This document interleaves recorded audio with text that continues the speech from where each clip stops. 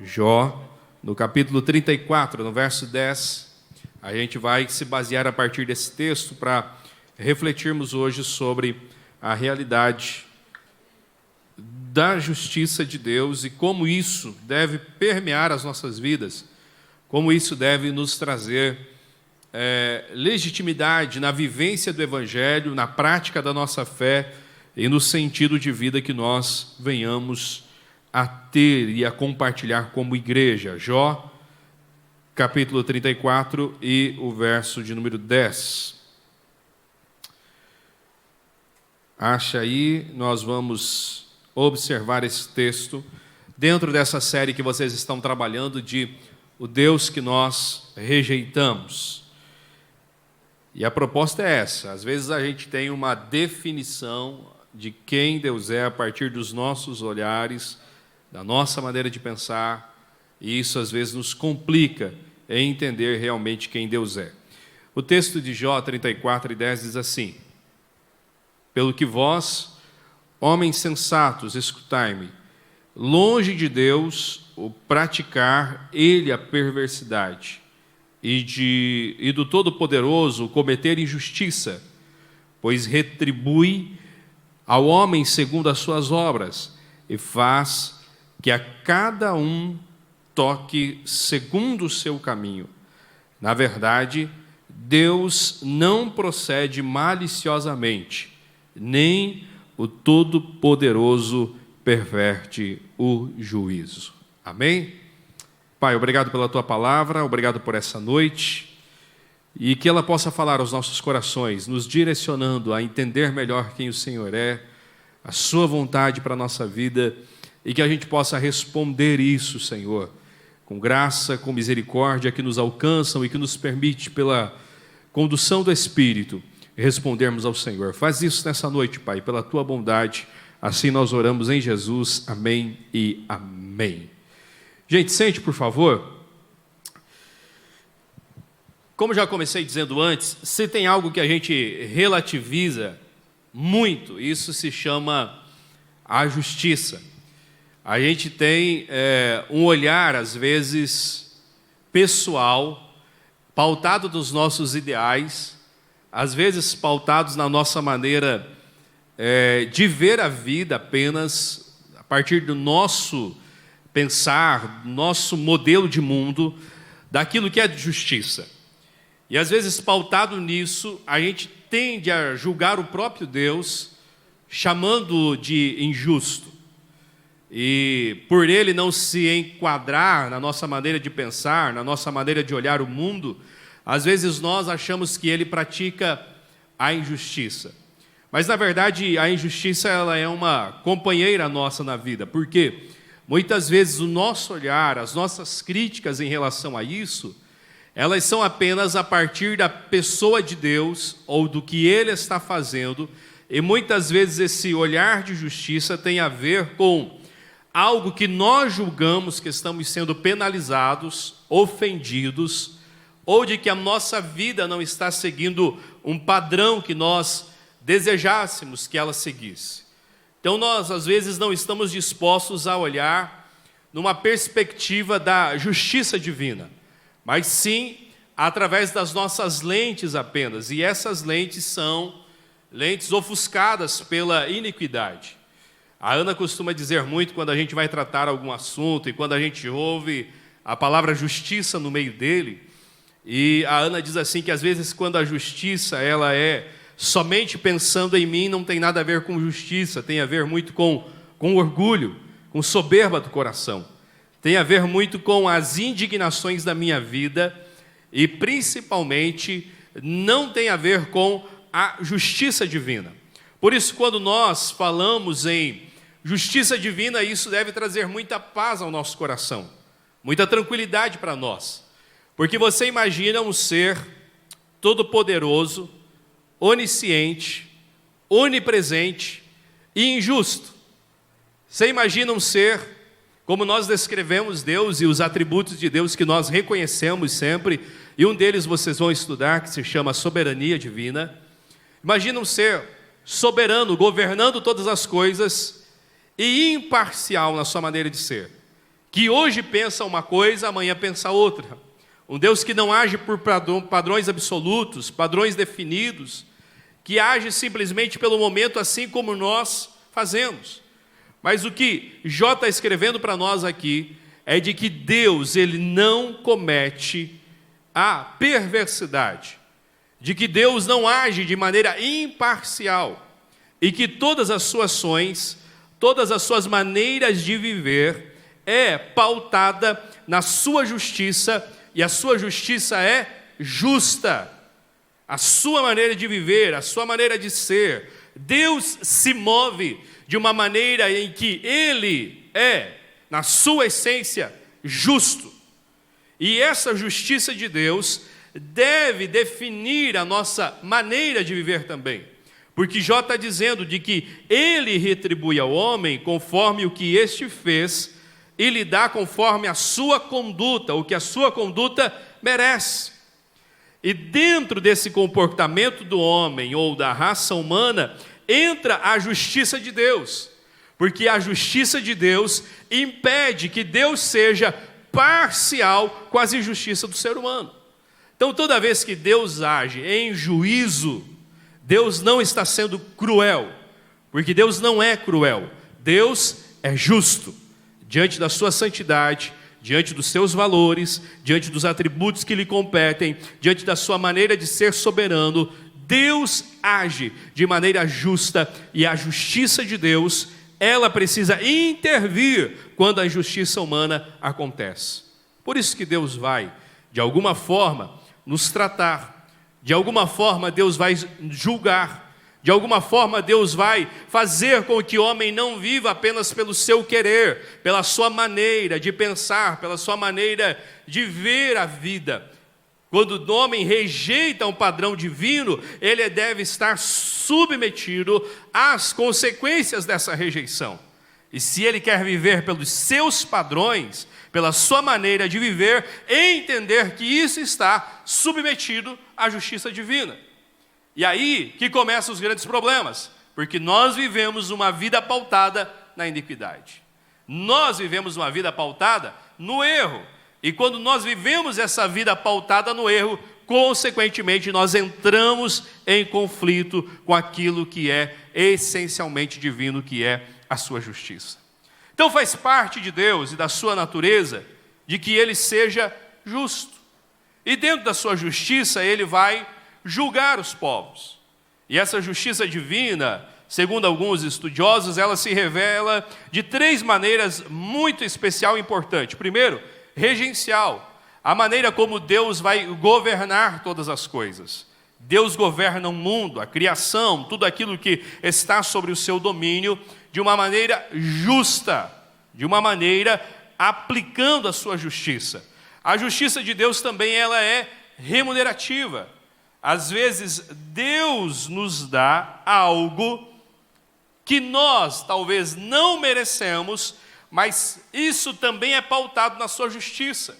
Por Ele ser justo, e a justiça de Deus não entra em conflito com a sua bondade, Ele também às vezes nos retribui com algo bom, mesmo quando nós merecíamos algo mal. E sempre quando isso acontece, a misericórdia divina está em ação, agindo e alcançando a humanidade. Mas também a justiça de Deus age de maneira que é retributiva. Ou seja, Deus retribui mediante o nosso mal. E esse agir de Deus, às vezes, nos alcança com atos de justiça, tratando a humanidade, fazendo com que o homem veja os seus caminhos maus e com que o homem se converta. E isso, às vezes, Deus faz permitindo que a gente acesse cenários complexos na vida. E quando Deus faz isso, Ele está convertendo o nosso coração, ou apenas nos chamando para nos lembrar de que nós somos apenas homens, apenas criaturas, e criaturas que dependem do seu Criador. O salmista ele vai escrever no Salmo 9, ele vai dizer: Deus julga as nações, julga os ímpios, julga a impiedade do coração deles, ou seja, julga suas práticas maus, age contra eles e lembra quem eles são. Então, grande parte do sofrimento que nós vivemos, e que às vezes nós não gostamos dele, e que esse sofrimento se revela de várias formas, e que às vezes nos faz chorar, às vezes nos faz questionar quem Deus é, mas Deus está revelando traços da sua justiça. E quando Deus faz isso, Ele está apenas nos lembrando de quem nós somos, e uma maneira de Ele converter o nosso coração, para que a gente entenda que os caminhos que nós estamos vivendo, às vezes, são caminhos complexos, são caminhos egoístas, indiferentes, e quando vem, por exemplo, um julgamento divino, que ele é coletivo, ele nos leva a uma conversão. Foi o que ele fez em Nínive. Em Nínive, Deus resolveu julgar a cidade, e ele iria destruir a cidade, mas ele mandou para lá antes um profeta. E quando o profeta anuncia que Deus iria julgar aquela cidade dentro de 40 dias, há uma conversão dos corações.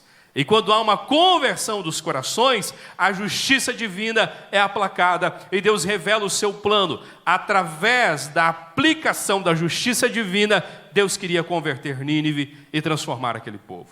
Quando Deus age, revelando de maneira retributiva a sua justiça com o ser humano, tratando as imperfeições da nossa vida, tratando o nosso caráter, Deus está nos dobrando na nossa maneira de viver. Deus está nos lembrando que nós somos apenas criatura. E diante daquele cenário de justiça divina, de ação de Deus, de atos em que o Senhor está julgando a humanidade, o que nos resta é apenas converter o nosso coração, dobrar os nossos caminhos e nos voltarmos uns aos outros e nos voltarmos ao Senhor e rendermos diante dEle para que a misericórdia dEle nos alcance. Quando o Senhor envia traços da sua justiça, que são apenas fagulhas daquilo que está reservado para o final, para o futuro, um julgamento onde o Senhor sim julgará todos os ímpios, todos os praticantes da impiedade, que não se renderam diante da sua bondade e misericórdia. Quando Deus revela essas fagulhas, Ele está dando ao ser humano a oportunidade de dobrar o seu coração. Deus está lembrando esse ser humano de que ele é justo, de que ele é verdadeiro, e de que ele é poderoso, e de que ele é reto, e que quando ele age dessa forma, ele também está agindo com amor e com bondade, porque ele está corrigindo esse homem, essa humanidade, para trazê-los de volta. Então, quando a gente olha para a pessoa de Deus, e por mais que às vezes a gente esquece isso no Evangelho, a base do comando, da direção, da vida de Deus é a justiça. E quando a gente fala de justiça, a gente fala de retidão. E o salmista escreveu isso no Salmo 89:14, de que a retidão e a justiça são os alicerces do trono de Deus, do seu governo. Deus age a partir desse padrão, ou seja, Ele governa com justiça, Ele governa com retidão. Todas as suas ações, todos os seus julgamentos, todas as suas manifestações de justiça não são manifestações de crueldade, mas são manifestações de um Deus justo, um Deus puro e um Deus que tem um plano para a sua criação. E que quando essa criação desvia-se do caminho, pega outras rotas, Deus age dentro da sua justiça para mostrar a esse homem o caminho errado que ele está vivendo. Por isso, Deus é sempre justo quando Ele vai julgar a humanidade. Deus é sempre reto, porque essa retidão de Deus é uma retidão moral. E isso deve trazer a nós, primeiro, uma tranquilidade de vida, de que Deus não vai mudar. Deus não é igual aos traços da justiça humana, de que mudam, de que se alteram, que dependendo da retórica se convence homens de coisas diferentes. Deus permanece justo e reto para toda a eternidade, e Ele nos tratará dessa forma e desta maneira.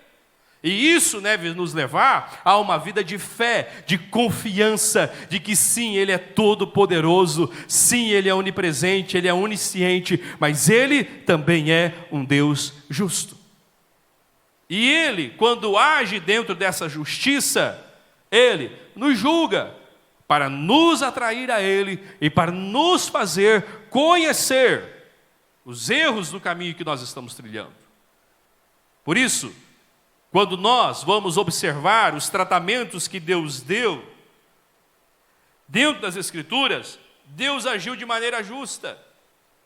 Quando Deus vai julgar Adão e Eva, os nossos representantes no jardim, Deus agiu com eles de maneira justa, porque o Senhor havia lhes avisado, o Senhor havia estabelecido um padrão, o Senhor havia estabelecido um método de justiça para eles, e eles sabiam que se eles pegassem o caminho de viver conforme a sua vontade, o julgamento divino seria de que eles iriam morrer, iriam ser expulsos do jardim, e eles não poderiam mais viver no lugar que eles estavam vivendo. Por isso, quando o Senhor vem e Ele encontra aquele cenário em que o homem estava, Deus vai julgar eles, e agindo assim, Deus estava agindo com justiça, tratando com justiça.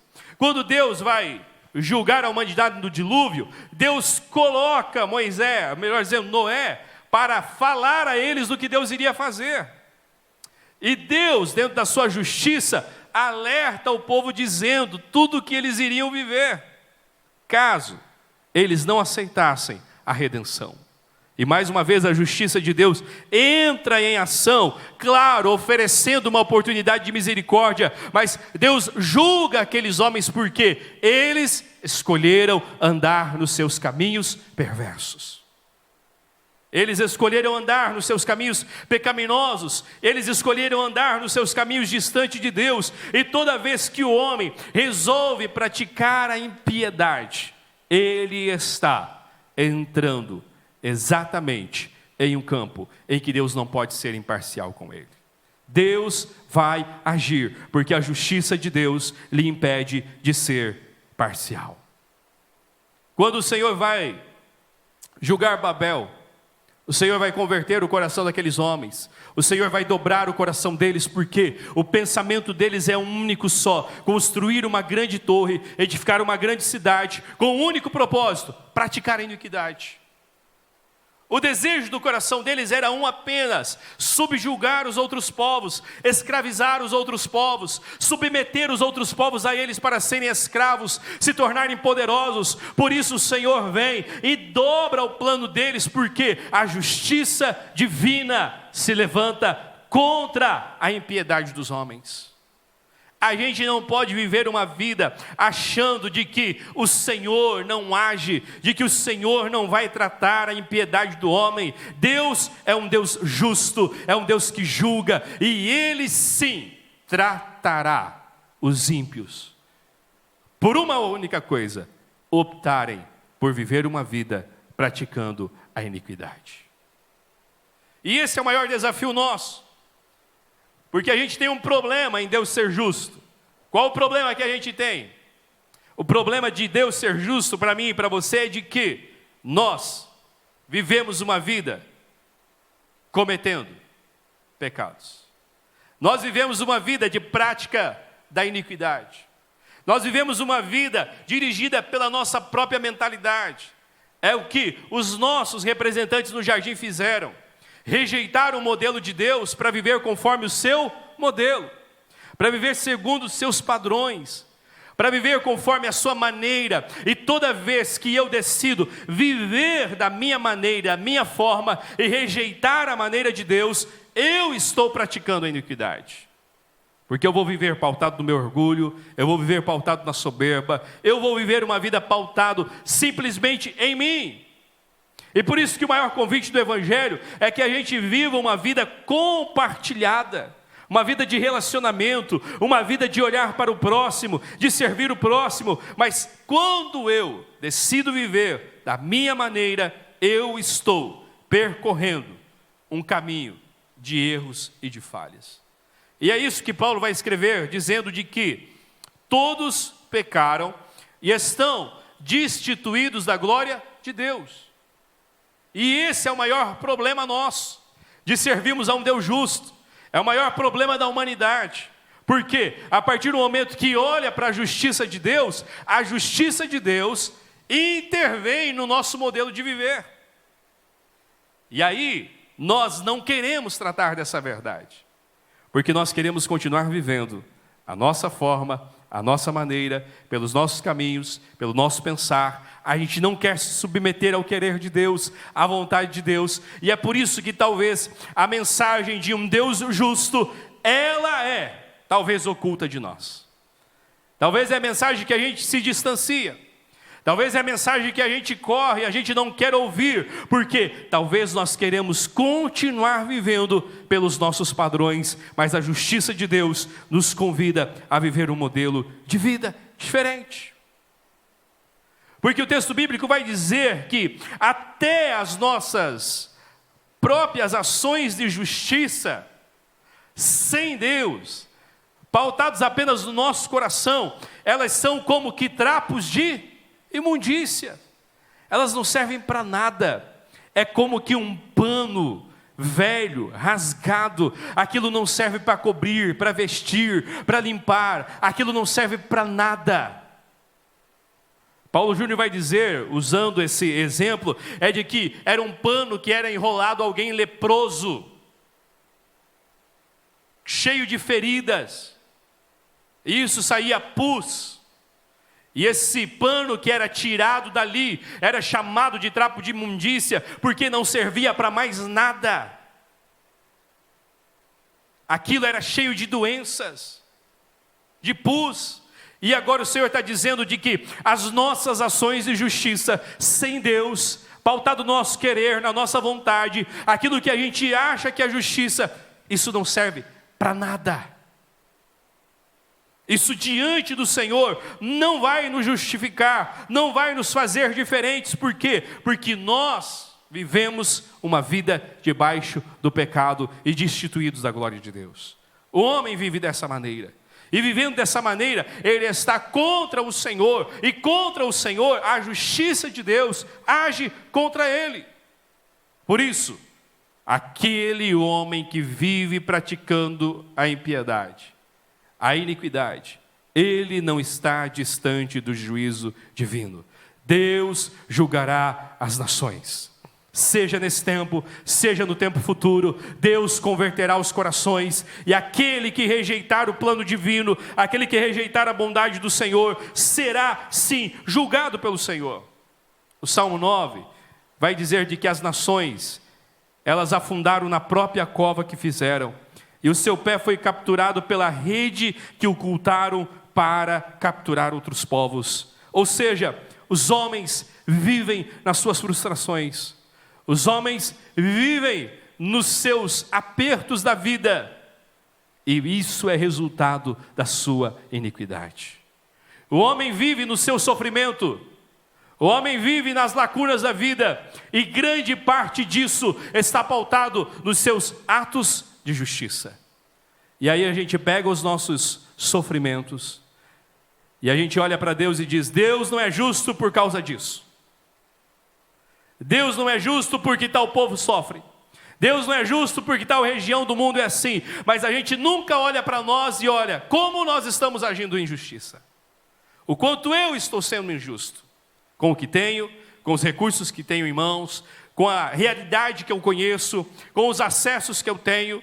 A gente vive numa vida em que nós ocultamos os nossos erros, a nossa iniquidade, e a gente sabe somente julgar o Senhor. Mas as Escrituras estão dizendo a mim e a você, de que Deus permanece justo.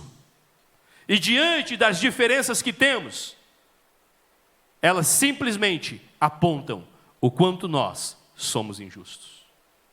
As diferenças existentes entre nós e aquilo que às vezes nós usamos para julgar Deus e a sua justiça, na verdade apontam para mim e para você, dizendo o quanto nós praticamos a iniquidade, o quanto nós não estamos dispostos a fazer justiça, o quanto nós não estamos dispostos a converter o nosso coração e a seguir o exemplo de um Deus justo e verdadeiro e que serve de modelo para todos nós. Nessa noite, nós precisamos lembrar de que Deus permanece justo. Ele é um justo juiz, Ele é um Deus que age de maneira moral e ética, e isso se chama retidão, é o seu padrão, o seu modelo de agir. É um Deus que julga as nações, é um Deus que submete os povos, e é um Deus que tem um juízo preparado para os ímpios. É um Deus que tem preparado um juízo no futuro para todos aqueles que resolverem viver uma vida de prática da iniquidade. Todos aqueles que não converterem o seu coração, todos aqueles que não se dobrarem a aprenderem do Senhor, todos aqueles que continuarem vivendo de maneira injusta, de maneira impiedosa, de maneira em que a iniquidade flua deles, o Senhor os julgará. O Senhor os submeterá ao seu poder, à sua grandeza, e nenhum homem será capaz de olhar para o Senhor e dizer que Ele não é um Deus justo. As Escrituras nos dizem que no final de tudo, quando o Senhor julgar os ímpios, mesmo o ímpio olhará para o Senhor e reconhecerá que Ele permanece justo. A justiça de Deus precisa ser uma realidade conhecida de nós, porque quando nós não conhecemos e não temos consciência da justiça de Deus, nós não compreendemos o que é graça e o que é misericórdia. E talvez, Gerson, esse seja o maior desafio nosso, de lidar com graça e com misericórdia, porque foi nos oculto a realidade de um Deus que é justo. E a gente não sabe o que é graça, não sabe o que é misericórdia, a gente bagunça essas coisas na nossa fé, na nossa maneira de viver, na nossa maneira de ser, porque nunca reconhecemos a justiça de Deus. O que precisa para nós é o que Isaías sentiu ao entrar no templo e ver a glória de Deus, um sentimento de morte. Quando ele olha para si, ele diz: eu vou morrer, porque assim como o rei de Israel, que era um rei impuro, ele morreu, o Senhor não poupou a vida dele, o Senhor o julgou, e não permitiu ele voltar da doença que ele teve. Eu também vou morrer, porque eu habito no meio de um povo de impuros lábios. Esse sentimento de morte, talvez precise fazer parte da nossa vida, para que a gente entenda o que é graça e o que é misericórdia. Talvez a gente precise andar pelos caminhos do filho pródigo, o que não era necessário, para que a gente entenda o que tem na casa do Pai, o que é graça, o que é perdão, o que é bondade. Foi longe disso, foi sofrendo as consequências da sua iniquidade, do seu caminho, foi a justiça lhe atingindo, que o filho pródigo caiu em si e falou: na casa do Pai tem muito mais do que eu tinha visto e do que eu experimentava, é para lá que eu vou voltar. E eu não preciso voltar como filho, eu preciso voltar apenas como jornaleiro, como um serviçal, como um empregado, porque mesmo esse empregado, ele tem muito mais bondade, muito mais cuidado do que eu na situação que eu estou. O filho pródigo entendeu o resultado do seu caminho perverso. E quando ele entendeu o resultado do seu caminho perverso, consequentemente, ele entendeu graça e misericórdia na casa do Pai. Talvez o seu desafio, queridos, não seja de que você não está ouvindo sobre graça. Talvez o desafio da nossa geração não seja que a gente não está ouvindo sobre misericórdia, sobre o amor. A gente está ouvindo essas mensagens o tempo todo. Talvez nos falta a certeza, a convicção de que Deus é justo e que Ele nos chama para viver uma vida justa diante dEle e diante da sociedade. E quando a gente não compreende isso, consequentemente, nós não compreendemos o que é o favor de Deus a nós. Essa realidade precisa ser uma consciência nossa de que Deus permanece justo para sempre e que Ele age contra nós quando os nossos caminhos são caminhos perversos e caminhos pautados na iniquidade. E quando nós compreendemos isso, quando um pecador tem a consciência do seu pecado, assim como Isaías teve, o que lhe resta é a certeza de que ele vai morrer. Mas quando nós compreendemos a justiça de Deus, significa, e principalmente vem sobre nós a certeza de que esse Deus justo, que tem um povo a julgar, é o mesmo povo que Ele buscou também salvar. O mesmo Deus que quer julgar o ímpio e que vai julgar o ímpio é o mesmo Deus que deseja salvá-lo, redimi-lo e transformá-lo em uma nova pessoa. E isso também faz parte da justiça divina. Por isso que a gente vê dentro da história e do contexto de Isaías, que naquele mesmo lugar em que Isaías vê a glória de Deus, em que ele acessa a justiça de Deus, ele também acessa a redenção de Deus, porque faz parte da justiça de Deus oferecer a nós um plano de salvação, porque a nós é impossível salvar a nós mesmos, porque ao homem é impossível construir um caminho para que ele possa suprir as exigências da justiça de Deus. Ao homem é incapaz, é impossível gerar condições de ele ser salvo e de ele alcançar o padrão divino, porque Deus é reto, é santo, é justo, e ele não vai se mover desse lugar, ele não vai se render aos nossos caprichos ou descapricho com a vida. Ele é justo desde o princípio e terminará, melhor dizendo, a história não terminará, ele continuará sendo justo para todos sempre. Só que dentro da justiça divina está a sua bondade, a sua misericórdia, a sua retidão, e para isso ele proveu um meio de nós nos tornarmos justos diante dele, e esse meio se chama Jesus Cristo. Em Cristo Jesus, o próprio Deus encarnado, o próprio Deus que habitou entre nós, ali a justiça de Deus se tornou uma realidade e se tornou uma evidência e algo que todos nós podemos acessar. O mesmo Deus que vai julgar a humanidade é o mesmo Deus que está pronto para salvá-la, e ele faz isso a partir de Cristo. Quando Cristo vem, vive de maneira encarnada, e principalmente quando Cristo vai à cruz, Cristo está recebendo sobre si o peso da justiça de Deus. A justiça de Deus exigia um sacrifício perfeito, puro, agradável, para que o pecado fosse de uma vez por todas abolido, de uma vez por todas vencido, e Cristo Jesus fez isso na cruz. Ali está o maior ato da justiça divina. Deus está ali, se comprometendo consigo mesmo, de a sua justiça ser cumprida e a graça ser ofertada a nós. E o sacrifício de Cristo Jesus cumpriu todas as exigências, cumpriu todo o padrão divino, cumpriu toda a perfeição divina, cumpriu tudo que era exigido para que a salvação fosse ofertada a esse homem. Jesus se fez pecador por nós. A justiça de Deus foi aplacada, a justiça de Deus foi cumprida, a ira de Deus foi aplacada em Cristo Jesus, que se entregou por nós. 2 Coríntios vai dizer: Deus tornou pecado por nós aquele que não tinha pecado, para que nele nós nos tornássemos justiça divina. Romanos 4:25 vai dizer: o qual Jesus Cristo por nossos pecados foi entregue e ressuscitou para a nossa justificação.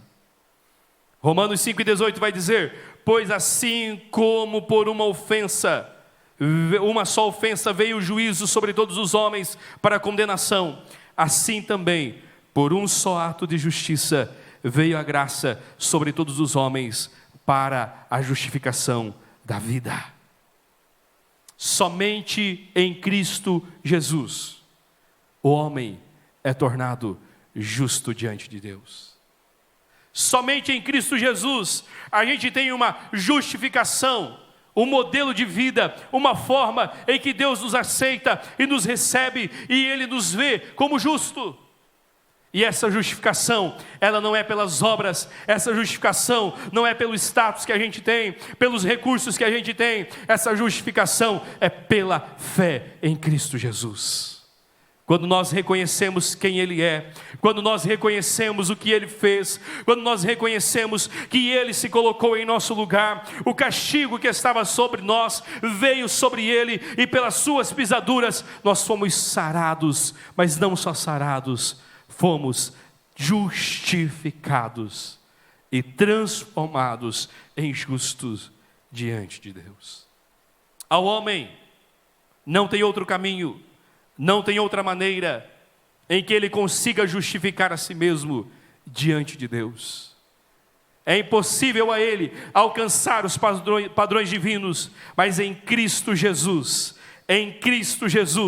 nós nos tornamos justos diante de Deus e temos a oportunidade de viver uma vida abundante. Justificação, no Novo Testamento, tem a ideia de tirar o peso que estava sobre uma pessoa, a culpa que estava sobre ela, e transferir sobre outra pessoa. Foi isso que Deus fez. Ele tirou de nós, colocou sobre Cristo, e Cristo cumpriu a justiça divina. E nele nós temos a oportunidade de viver uma justificação, não de um período, não de um passado, mas de viver uma justificação de vida. Não é de um período, não é de um ato, não é de um tempo da nossa história, mas o que o texto de Paulo está dizendo é de que em Cristo Jesus nós podemos viver uma justificação, e essa justificação é uma justificação de vida. Por isso o texto de 2 Coríntios 5:17 vai dizer: portanto, se alguém está em Cristo Jesus, é nova criatura, as coisas velhas passaram, e eis que tudo se fez novo, ao novo modelo de vida. E esse modelo de vida é um modelo justo, é um modelo de vida segundo o querer e a vontade de Deus, não mais nos nossos padrões, não mais na nossa maneira, não mais praticando a iniquidade, não mais vivendo apenas pelo nosso querer, pelo meu modo de pensar, pela minha maneira de ver o mundo, mas vivendo sendo justiça de Deus. E justiça de Deus tem a ver com a redenção, com a remissão que Jesus Cristo fez e que nos alcançou. Por isso, Jesus, ao nos justificar, nos torna justo diante de Deus. Nós poderíamos viver uma vida inteira fazendo esforços, não conseguiríamos. Nós poderíamos juntar toda a riqueza do mundo, jamais conseguiríamos aplicar isso para nos tornar justos diante de Deus. Mas através de Cristo Jesus, nós temos a oportunidade de viver uma vida nova, uma vida diferente e de viver atos de justiça. Deus continua sendo justo. Deus continua sendo reto, mas Ele, ao olhar para nós, Ele nos vê através da lente dos seus filhos, ou melhor dizendo, através da lente do seu Filho. E quando Ele nos vê através da lente do seu Filho, Cristo Jesus, Ele vê que a justiça foi cumprida, que a justiça de Deus foi exatamente dentro das exigências, e agora nós podemos ser chamados de justos, e não somente justos, mas sermos chamados de filhos, e filhos chamados para viver uma vida de retidão e praticante da justiça. Para terminar, lembre-se disso: Deus permanece justo. Deus faz parte da essência dele a retidão, uma retidão moral, uma retidão ética. E Deus, dentro da sua justiça, Ele age julgando os homens. Julgando os homens, Deus não pode ser imparcial com o seu modelo e sua forma de viver. E isso é um problema para nós, porque todos nós pecamos e destituídos estamos da glória de Deus. Se destituídos estamos da glória de Deus, precisamos voltar a viver uma vida conforme a sua glória e conforme o seu querer. E viver uma vida que manifeste a glória de Deus é viver uma vida dentro dos padrões da justiça de Deus. Agora, como isso era inatingível a nós, Deus proveu uma maneira de nos tornar justos. E isso fez através do seu Filho. E que o entendimento da justiça de Deus traga a mim e a você uma consciência de graça, de misericórdia, que nos faça todos os dias viver uma vida abundante para o Senhor.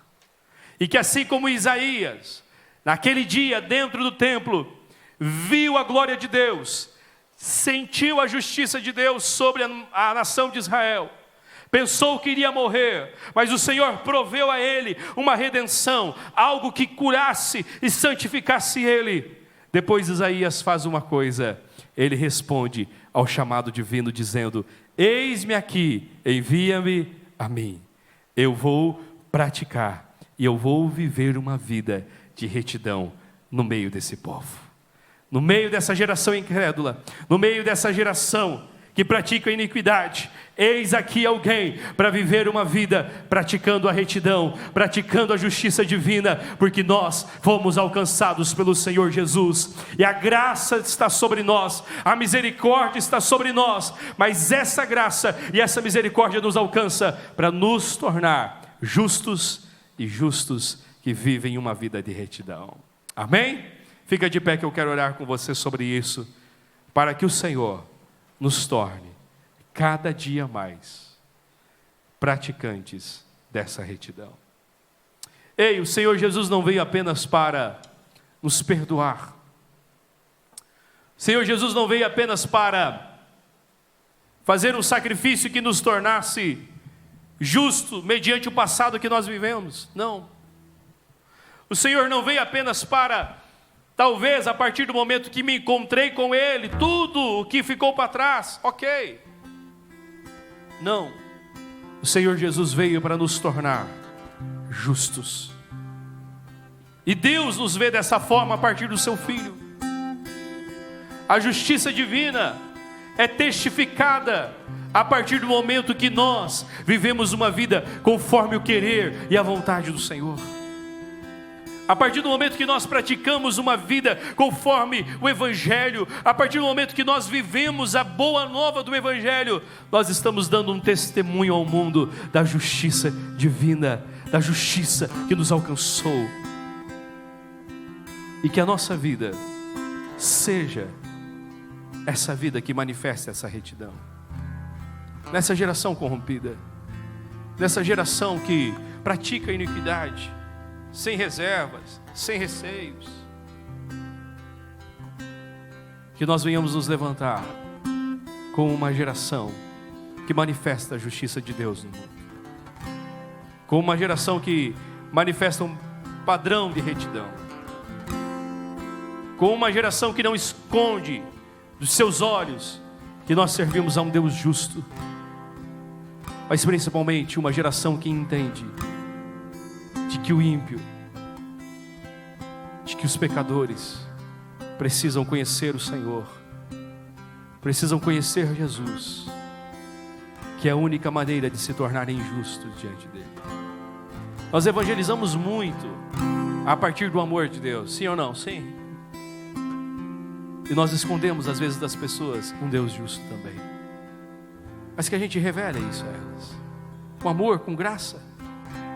As pessoas precisam ser conscientizadas de que viverem segundo o seu querer e a sua vontade os levará a um julgamento divino que pode ser aplacado, que pode ser mudado, que pode ser transformado a partir da pessoa de Jesus. Coloque a mão no seu coração e vamos orar nessa noite. Primeiro, para que Deus nos dê uma consciência da sua justiça. Talvez a gente precise hoje reconhecer que a graça e a misericórdia nos alcançaram e mudaram a nossa rota, mudaram o nosso caminho. Talvez essa noite você precisa valorizar mais o Evangelho e compreender que diante de Deus, a única coisa que lhe torna justo não é porque você mora aqui, não é porque você vem nesse culto, não é pela maneira que você se veste, é porque Jesus fez um sacrifício perfeito e agradável diante de Deus. E é por isso que você tem paz com o Senhor. E a terceira coisa é que o Senhor nos lembre de que tem uma geração que precisa conhecer esse favor, essa justiça divina, e mudar de vida.